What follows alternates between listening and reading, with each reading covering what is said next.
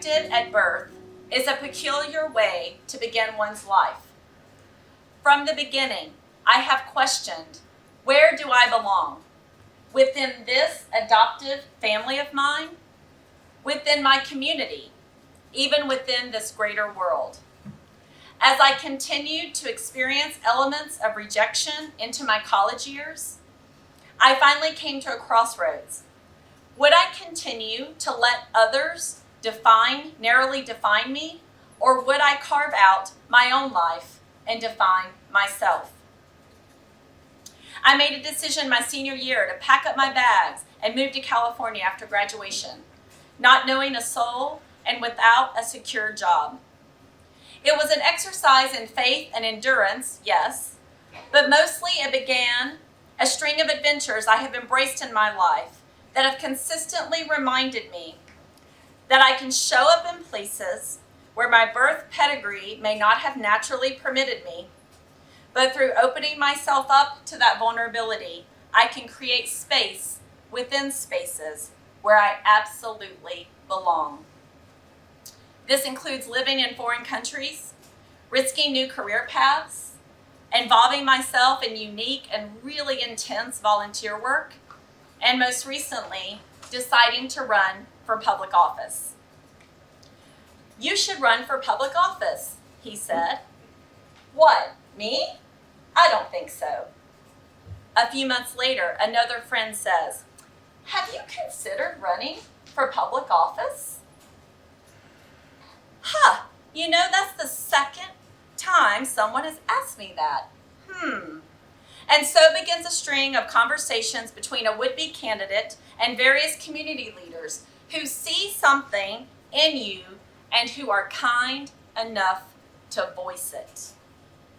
They say that it takes a woman 5 to 7 times to be asked to run for office until she agrees. The same was true for me. I was first asked about 5 years ago. I was flattered to be asked, and like many women, the first instinct was for me to laugh it off with a touch of self-deprecation and to think of all the reasons why not. Am I qualified for this? I'm busy already. I have children. But as people continued to ask me, I also began to ask the question, why not me? I also asked, do I trust the people who obviously see something in me? Once I confirmed the answer was yes, I trust them, then the next step was pushing through my own insecurities to make a decision that I belong. I may not win, I thought, but I belonged in the ring nonetheless. And so I did win, and what a wild ride it has been. Every day seems to provide a new opportunity to push in and to be forced to remember that I belong. Pulling up a seat to a new table, maybe with a new challenge that presents itself, or with diverse constituents stretched throughout the county. Even though I had been practicing this exercise of overcoming fear and deciding to belong for over 20 years, it wasn't until a few years ago that I read Maya Angelou's wisdom that gave me the words to make sense of my internal desire. You are only free when you realize you belong no place at all. You belong every place, no place at all. The price is high, the reward is great. I do take great pride when I survey my life, including the many rejections that I experienced along the way, particularly from my family and from people who thought they were better than me, along with the choices I have made not to pigeonhole myself to narrow groups of friends or narrow definitions of who I am. Instead, I have embraced the silver lining in my rejection that I indeed don't belong anywhere, which allows me, to a certain degree, to belong everywhere. I don't mean to imply that any of this is easy. There are moments when my voice almost shakes as I'm speaking truth. Recently, I found myself challenging an influential business leader whose job is described in the community as helping the school district. But as I pointed out to him, it's ironically producing some negative outcomes. Trust me when I tell you that nobody wants to hear, that some consider their celebrated role problematic. But somebody has to question it. And just like when I considered running for office, I have to ask the question, why not me? I have access, I have knowledge and words, I have endurance to push through my doubts, and after all, I belong here.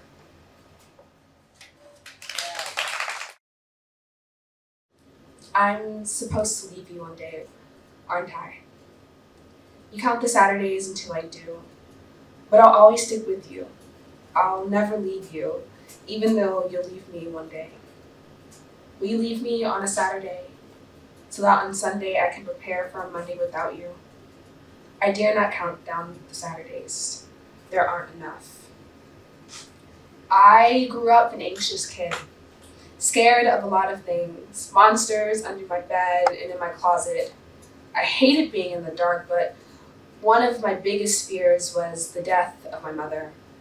And it's not out of place for a kid to think about death, but it was a constant thought of mine. An accident or sickness or just old age, I feared all of these possibilities that were out of my control. At one point, I just wished so hard that she was a vampire so that she could live forever. My mother was my best friend, and I wanted to cherish every moment I had with her forever. And so I promised that I would never be like other teens on TV who say that they hate their moms and that are mean and that are moody.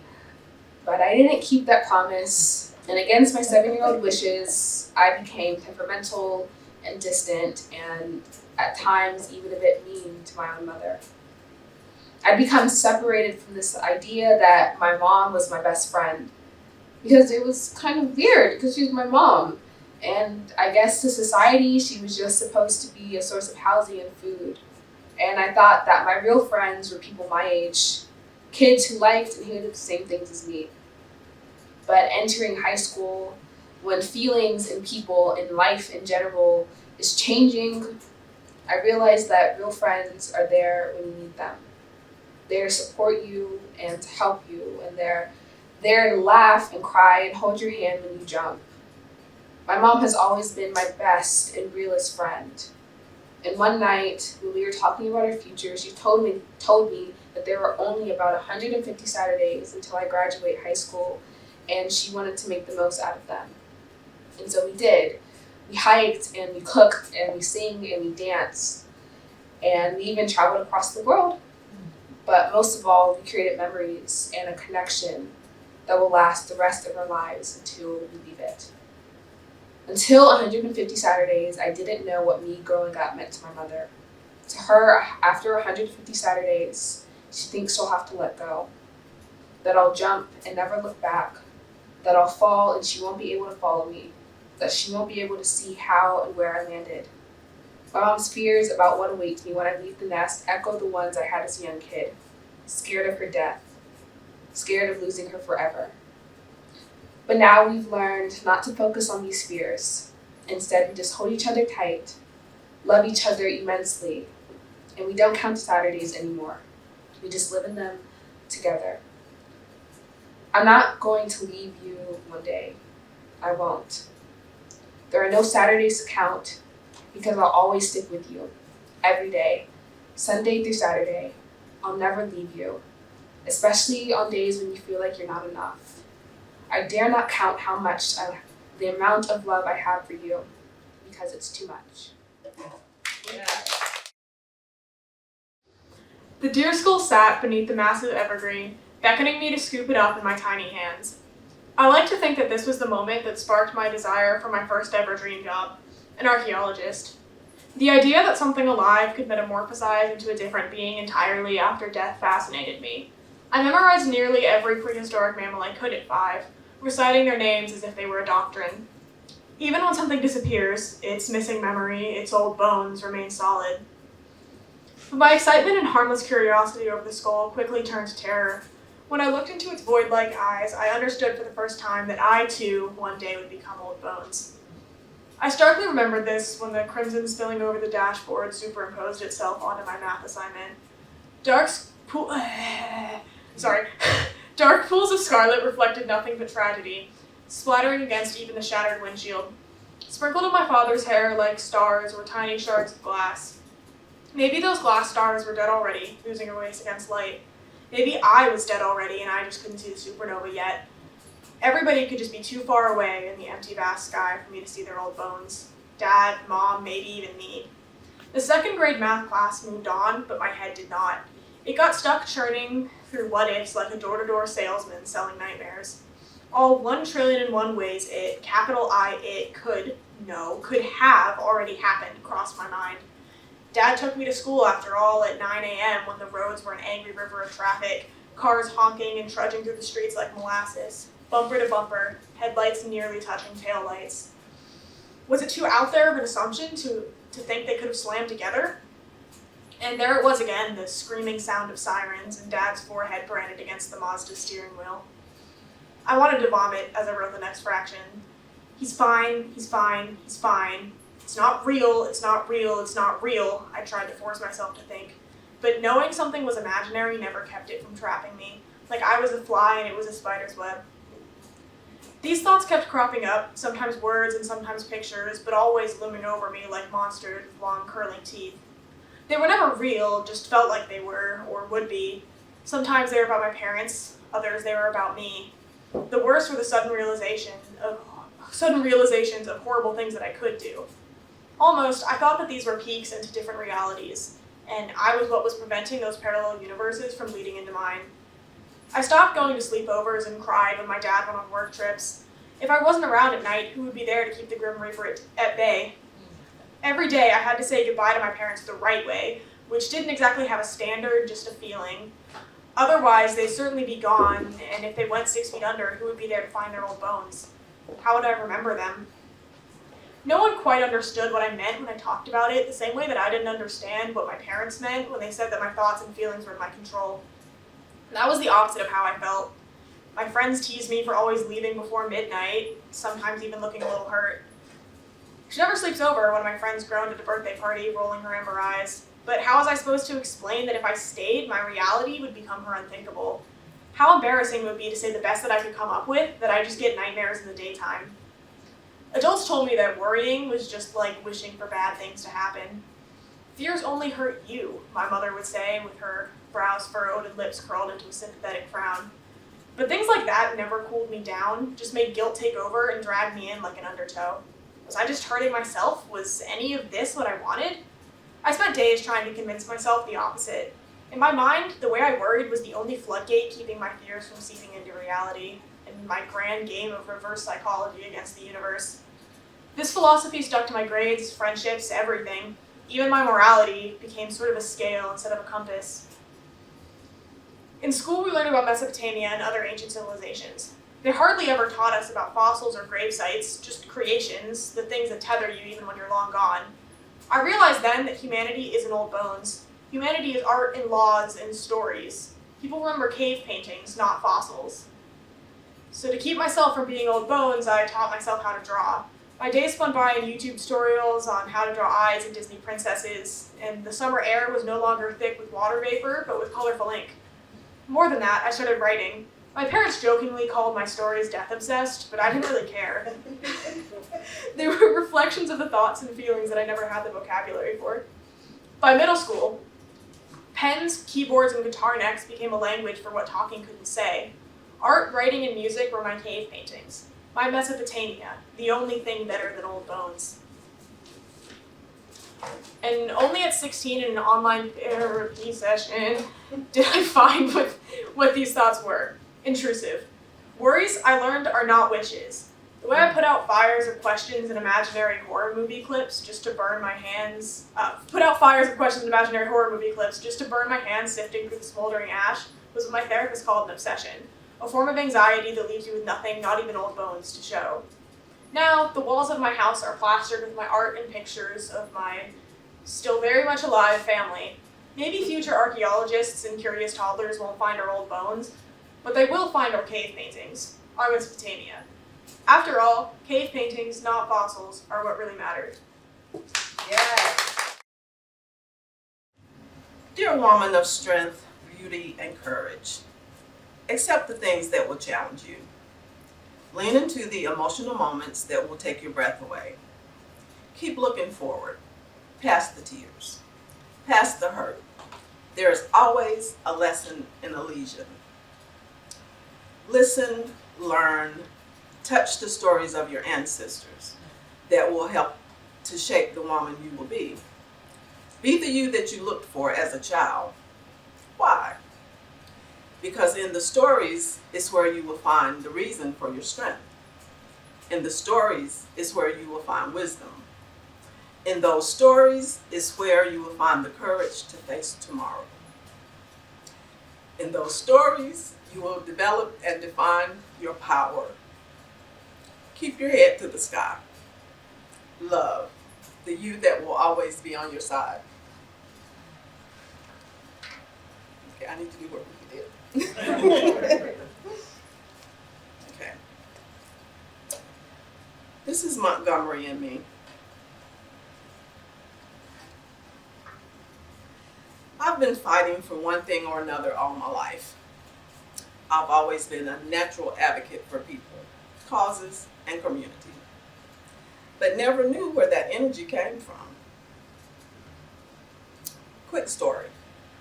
Years ago, when I was just dipping my foot into the political pool, I was out canvassing with my candidate, and there were so many people, mostly our seniors, who needed transportation to get to the polls, but didn't need one more thing to worry about and try to figure out. I couldn't get it out of my mind. Voting was their right, and their votes needed to be counted. So, I called my candidate, other candidates, anyone with the SUV, a van, a car service, and I organized rides for them to get their votes counted. In 2019, I traveled with other community leaders to Montgomery, Alabama. You should all go. We were there to visit the National Museum for Peace and Justice and the Equal Justice Initiative. Bryan Stevenson is everybody's hero, especially mine. But I wasn't prepared for the emotional roller coaster those 2 days would take me on. Coming face to face with the injustices that my ancestors endured was heart-wrenching, but it empowered me. Walking into the Legacy Museum, the first thing that you see is a very lifelike hologram. 2 prison cells. Inside one cell was a woman and a child. The other cell, there was a man. The woman sobs from the abuse that she has suffered from the hands of her slave masters as she is trying to protect her child. The man sings out Negro spirituals to mask the sobs and to soothe her soul. The cells are dark and dank and scary. As I continue to walk through, there are life-size posters that identify names of children and how much they are worth, what they will be sold for. There are thousands of these stories. Stories of families torn apart, women separated from their children, men who were emasculated and degraded, all sold to the highest bidder. Everything was lifelike. There were booths that you could sit down and hear the stories in real time and real voices of Black men who have been incarcerated for crimes that they didn't commit. These were Bryan Stevenson's cases, clients that he eventually got them freed from. Imagine life-size statues of men, women, and children erected of their naked bodies, shackled and chained. This was our past. Why did they hate us so much? It was also only day one. Seeing the faces of slavery and what it cost impacted me to the depth of my soul. It was painful. And it has forever been burned in my heart. I can't unsee what I saw. On the side of the museum as you drove away were these words: History, despite its wrenching pain, cannot be unlived.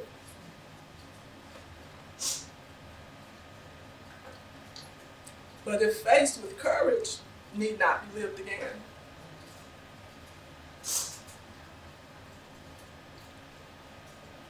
As horrible as it was, now I knew where my energy came from.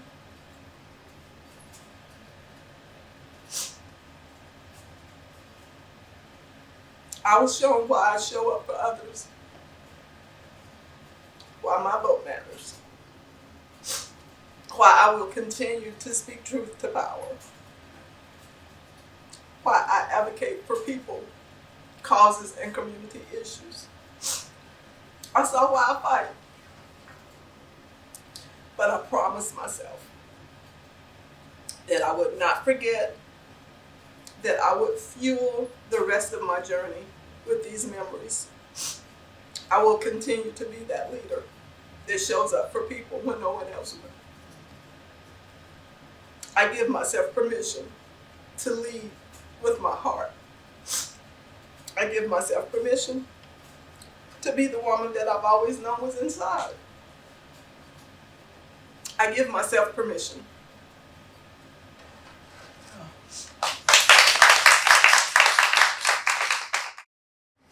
I'm damn near 19 and I'm still sleeping. I get way too high off my own thoughts. And I feel like I'm driving myself insane. I've tried to play dumb about the things I don't want to talk about. I haven't contacted my sister in a month. I've got random anxiety and I still skip breakfast. But what's the big idea? Something feels off. The month of September has been a blur. My mom's been gone off to work every other night while I'm eating whatever the hell I want to. I miss my family that lives a highway drive away. I haven't been doing the arts like usual. I've been sitting in front of a screen for 8 hours and waiting to do my chores at the last minute. We talk about dumb things that aren't helping anything. I've had wonders about what everyone's doing. I've been running away from the thing that circles the back of my mind. I'm excited for the things to come, but I find myself irritable when stuff happens that dissatisfy my good vibes. I was pleased all summer because I was spoiled rotten, and now I feel like I'm a threat to society and a nuisance to my relatives, and somewhat my goals, in the sense that I've self-sabotaged my adulthood with my own vengeance, with my own demons and vengeance. And I wish that the truth would be here already. It's October. I have a birthday coming up in 21 days. I'm turning 19. In 2 years from then, I'm going to be turning 21. I'm not going to be a minor anymore. I'm going to be an adult, like an adult. But those 2 years are going to pass by like the snap of a finger. By then, I'm going to wish I had all the things in the world. But these 2 years have passed by the snap of a finger. I didn't believe it until I experienced it. I thought that coming into adulthood would be easy. I thought I was going to have everything figured out in little to no turmoils. But that was a huge lie. This past month has been a whirlwind of me trying to figure out exactly where my life is going, because I've had no sense of self in the eyes of a society that's looking down on me. I don't know, I feel like at age 19, I should know what I want to do. I should know a hint of my purpose, and I should know all of my boundaries, but I know none of that. I've been nervous and I've been fearful. I feared that I've been letting too much time pass by. I feared that I look like a loser and my family thinks that I'm beneath them. I feared that I've been talked bad about. I've been shaded and told I need to grow up and things like that. I fear that I'm going to be stuck in the same place for a very long time, and I've ruined it all. I wish that people would be a bit open-minded and have a little sympathy for those who don't cater to their standards of what they think is right and wrong. I hope that this month brings me what I've been wishing for. Clarity. I hope that I feel more in touch with the world the way I did before and less disconnected. I hope that I have a lot of fun. I hope that I make some good decisions that's going to change my life for the better. I hope that I don't let my life be damaged again by my own self-destruction. But only I can wish. But you probably side with the odds. And you're probably mad because I don't have a full-time job and I'm not a conformist like you are. The days are getting colder and I'm not getting any younger. I don't wish bad karma on a single person. But I'm just wasting 24 hours for the right time to come when I'll say, this is it. You're doing this for yourself.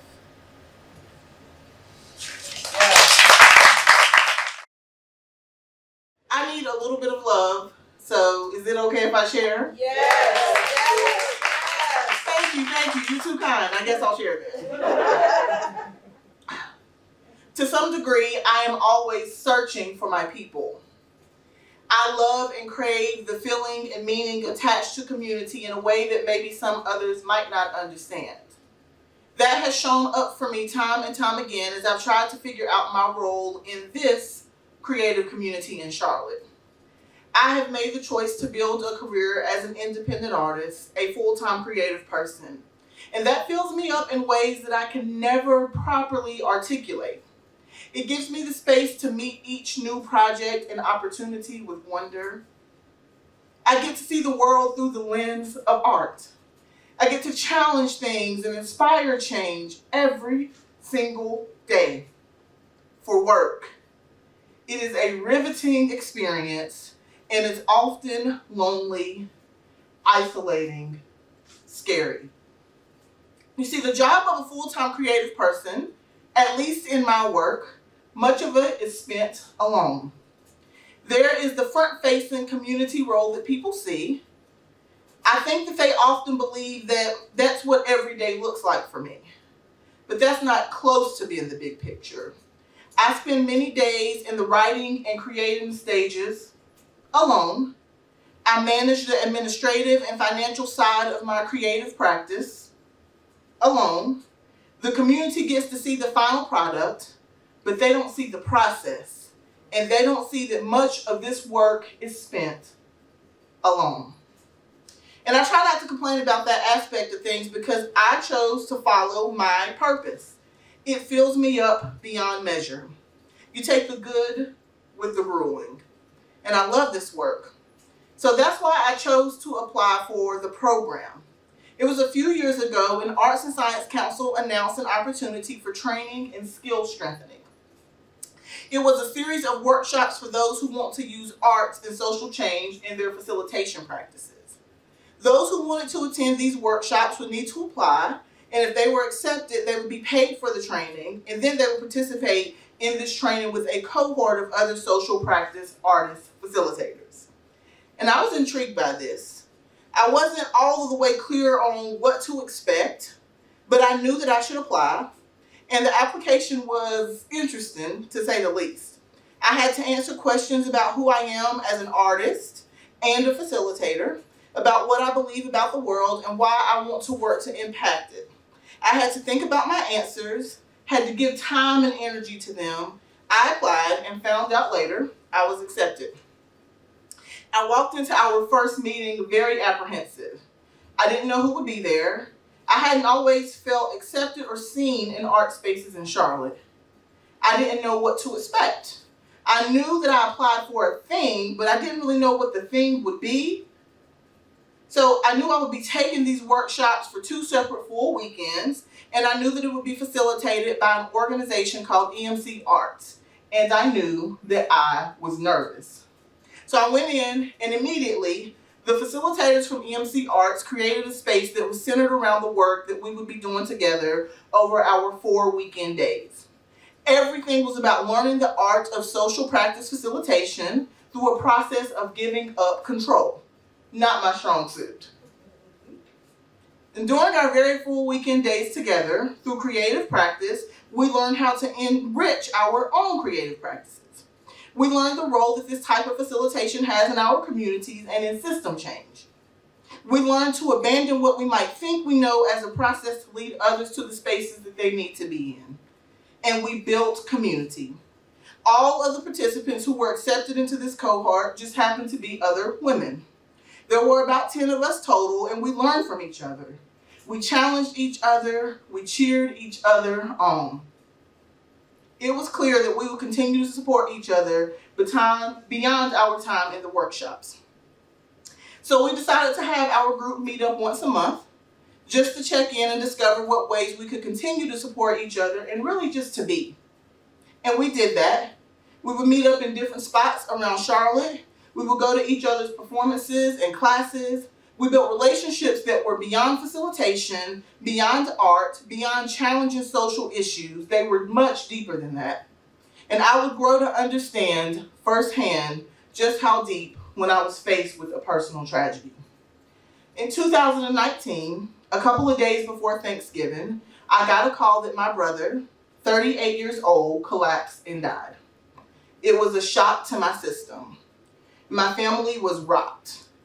I am definitely one of the major communication sources within my family group, so that was my role during this time. I let folks know about his death. I helped my other siblings make the arrangements for the services. I tried to keep open communication with my mom as she dealt with her own shock and grief. I also held on to extreme anxiety because I knew that I would be expected to speak at the memorial services.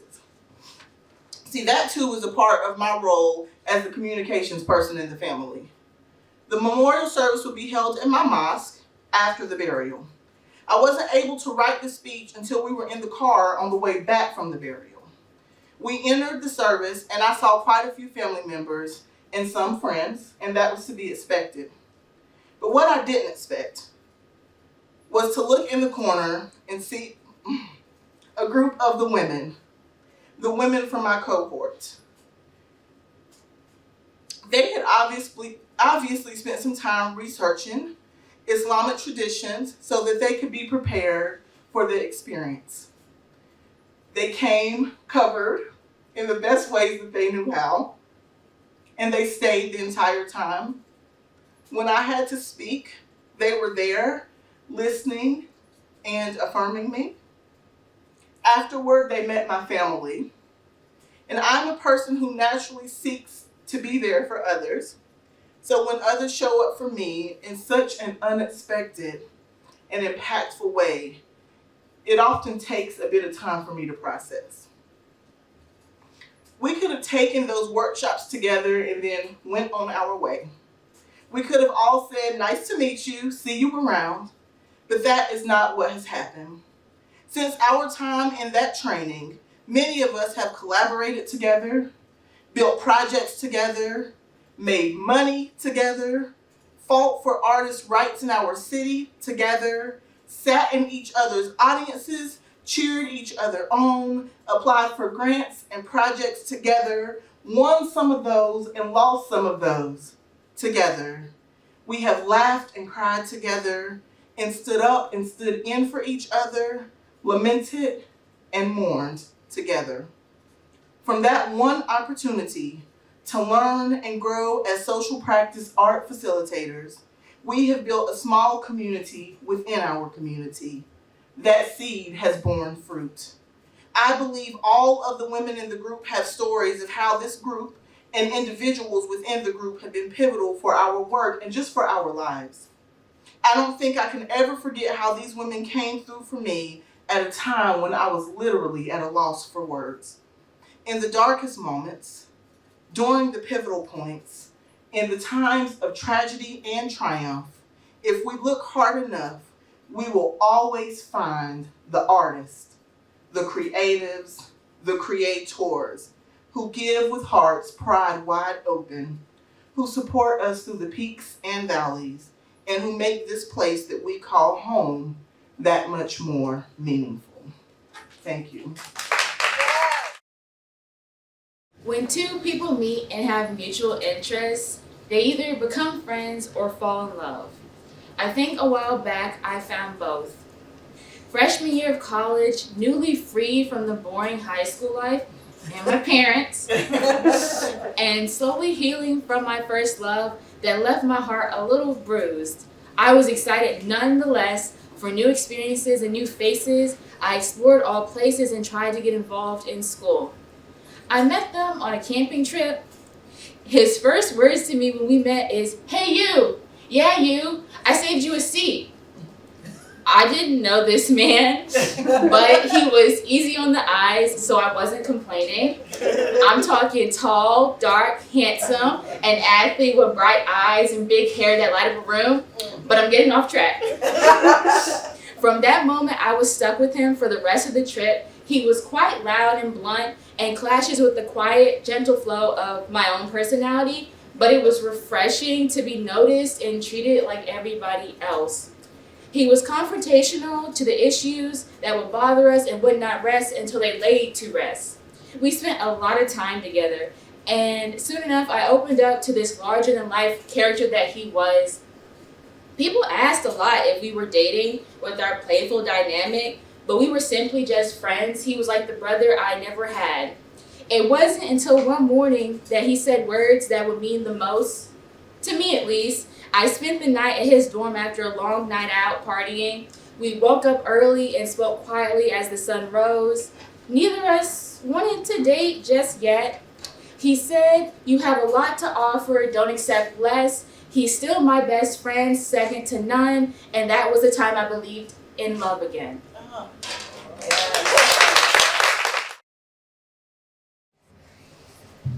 Dear Grandma, I have never felt more selfish. I sat in the bright pink room filled with archived memories and harsh beams of sunlight. I sat in the living room, your mind scattered within books and notes too many to count. I sat in the living room, I sat on the wooden floor forgetting the weight of your feet, windows unopened. I sat in the kitchen, years of unfiled recipes, ingredients ready for use, set idle and afraid. I have never felt more selfish. You guys said one day, it was a day trip. It would barely feel like 24 hours. We would be back home in our beds, safe and healthy. This is what you told me as I gave you a hug. Seeing you fade from my view down the street, that only created more distance for you and me. I have never felt more selfish. I could have called you a liar, a word you much despise. You were gone for too long. Perry Mason did not fill the house. Your mischievous remarks and banter were missed. I watched old Western movies with Papa. He was sad. It was weird not to have you giggle at him for yelling at the TV over a movie we had all seen thousands of times. I have never felt more selfish. I wish you were fine. But as I saw you through static and pixel, I could see your infant-like mind saving you from pain. I saw Papa cling to your words like the sweet taste of honey and bitter tea. Weeks went by. It was supposed to be a one-day trip. I wish I could have helped. The silly idea that I could make you better, that maybe a song or a dance would make you snap back into the woman I knew, the one I know. I have never felt more selfish. They kept calling you weak. They said as if they know. I could not see what they saw, nor did I want to. They never saw how strong you were. You have been battling this cancer for this long, and we just assumed you were stubborn. I have never felt more selfish. I wanted your wit back as if it was mine. I miss those stories you told, and how each time it never failed to make us smile, and those songs you sung, and the gentle sway you do with your hips when you hear an old romantic song at home. Sometimes we just sat in the car to hear an audiobook finish.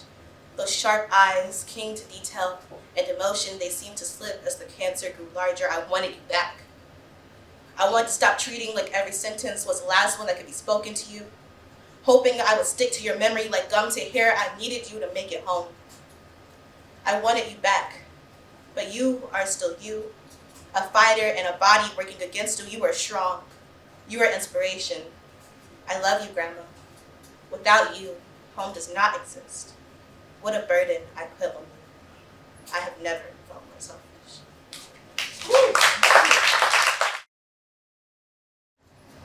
Harlem. Harlem is often seen as a place where Black culture is everything. It's where the Apollo Theater happens. It's where jazz made its impact around the world. It's where we see the hip hop community just come together. Harlem is what people want for their lives, for their family, for their children, for the culture. Harlem is home for me. Harlem has always been home for me. It's where my grandmother raised me, my paternal grandmother at that. It's where she took me to the Harlem School of the Arts. And I said, I want to try the piano. Okay, let's try the piano.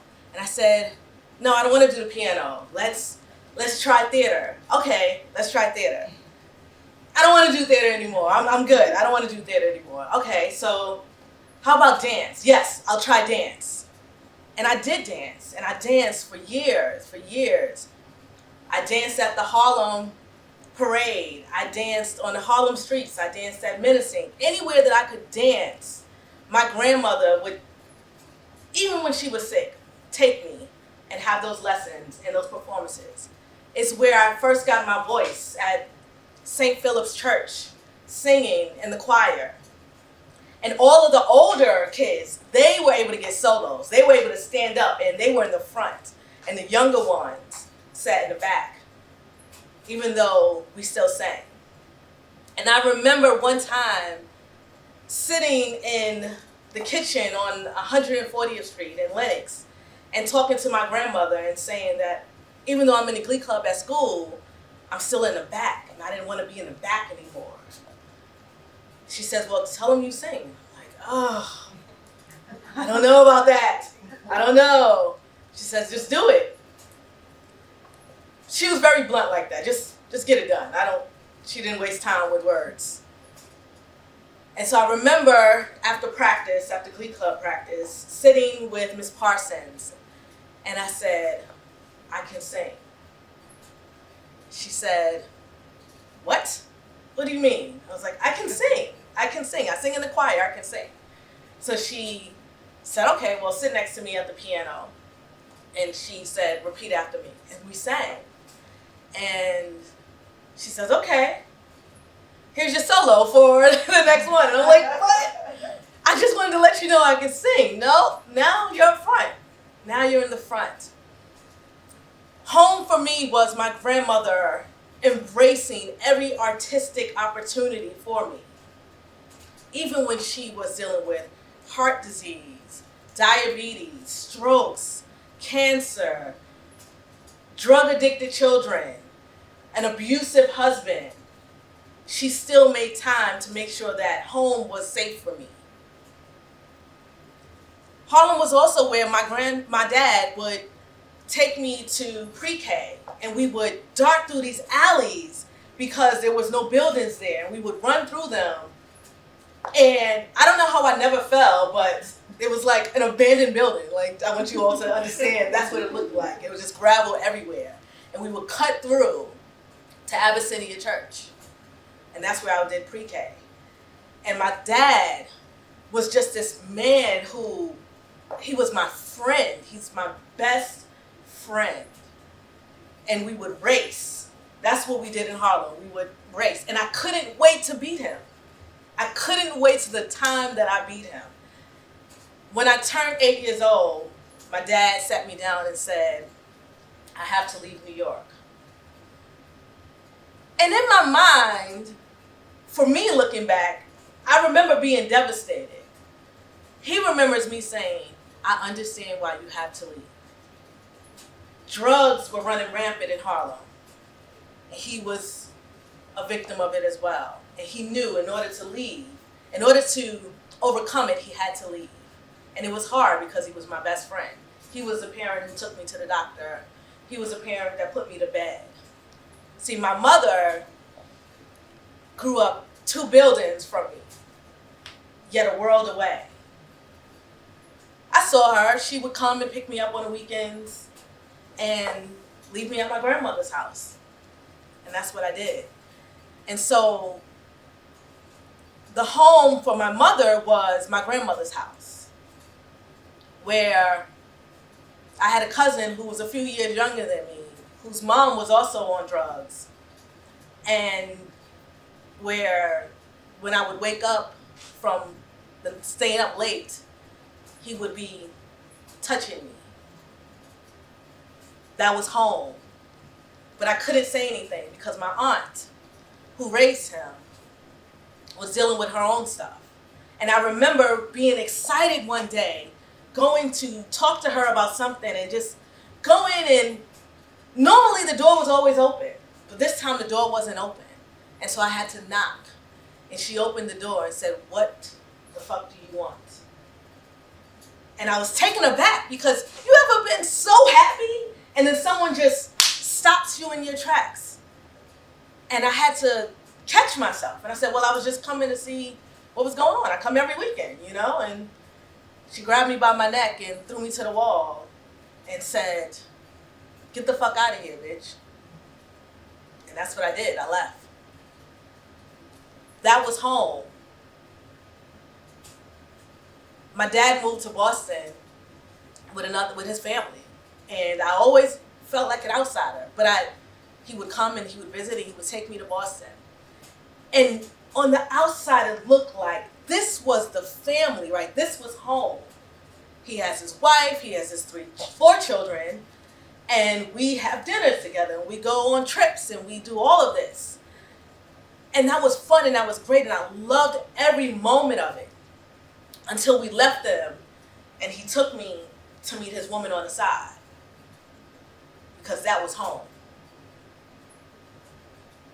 When I got older and I realized that the abuse that I saw from my grandmother and my aunts and my mother and even my father, I realized that I said to myself, that would never be me.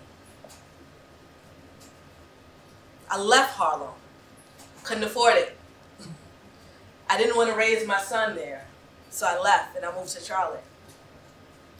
And I thought when I got here, Harlem would be home because I came with family. But a month after coming here, I had to leave abruptly in the middle of the night because someone had harmed my son. And so I found myself in the shelter in Charlotte. It was cold, and I remember it being New Year's Eve, December 30th. And I didn't know what to do because I remember walking in and the woman was just nasty at first to me. Like, they were nasty to everyone. They just didn't care. You're in a shelter, so you're here for a reason. You're obviously a bad person. So they didn't care what my story was until she read my story. And she realized why I was leaving, to protect my son. And then she came around and she hugged me. But she said, "We can send you back to New York. I'm not a quitter.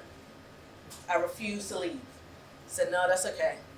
I needed to figure it out. I didn't know what that was going to be, but I knew I needed to figure it out." I called a friend who wasn't really a friend. I didn't really know her for a long time, but I called her and I said, "Hey, I'm in a shelter and I need a place to stay, even if it's somebody that's renting a room." She said, "I'll call you right back." 20 minutes later, her and another friend came and picked me up. I spent New Year's Eve in the shelter with my son. He still remembers that to this day. 10 years later, he still vividly remembers. And he said, "What was that place that we were at?" I said, "It was a shelter." And I remember we got in the car and the woman that we were staying with said, "Well, what's your name?" She says, "My name is Kamel." And she says, "Kamel?" He says, "Kamel." And she's like, "Okay, Kamel, all right." And he wanted to be sure that you understood that his name was not Camel. It was not Jamel. It was Kamel. He wanted that known. So we started a new home. But it didn't really feel like home at all because it was someone else's. And then she lost that home. And so we had to leave. And we stayed at another home. And then finally, 2013, I got my own place. And I said, I'm going to build a home. And around that time, I also met someone that I said, okay, I'm going to build a home with this person too. This is great.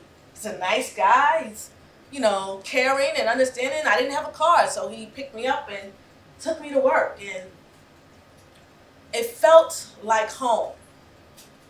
But home became violent.